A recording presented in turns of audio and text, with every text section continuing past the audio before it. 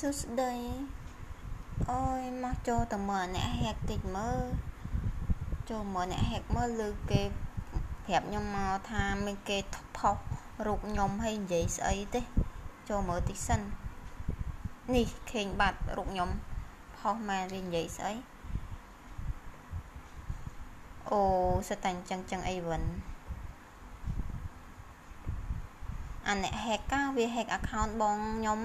ហែក account បងខ្ញុំឲ្យវាផុសនេះវាផុសស្តាញ់ចឹងអីវិញនេះយ៉ាចេញលើបណានេះយ៉ាច្រឡំឡៃវាផុសអញ្ចឹងដែរទៅខ្ញុំ comment វាខ្ញុំ comment វានេះទៅណាបាត់អី comment ខ្ញុំ comment នៅក្រោមនេះយ៉ាងឈប់មើលសិននេះខ្ញុំ comment វានេះបែបវាខឹងខ្ញុំឯងមើលទៅបែបវាខឹងខ្ញុំឥឡូវ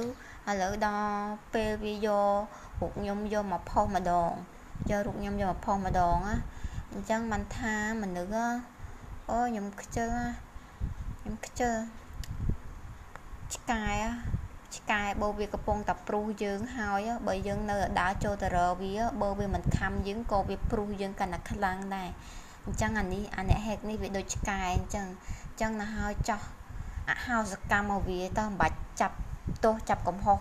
អីណានៃឆ្លងខមមិនសារឆាតជួយណាជាមួយវានាំឲ្យវាកាន់តែព្រុសយើងឯងចាត់ទុកថាវាឆ្កែចោះយើងមិនបាច់ទៅខ្វាយអីជាមួយវាឯងចឹងចង់ផ្ដាំទៅវាតែមួយម៉ាត់ទេថាយើងជាកូនប្រុសខ្ញុំមិនដឹងថាអ្នកឯងប្រុសអ្នកឯងស្រីទេប៉ុន្តែចង់និយាយប្រាប់អាម៉ាត់ថាអ្នកឯងជាកូនប្រុសក៏ដោយស្រីក៏ដោយអ្នកឯងគួរធ្វើអ្វីដែលឲ្យមានតម្លៃហើយធ្វើអ្វីកុំឲ្យប៉ះពាល់ដល់អ្នកដទៃកុំឲ្យប៉ះពាល់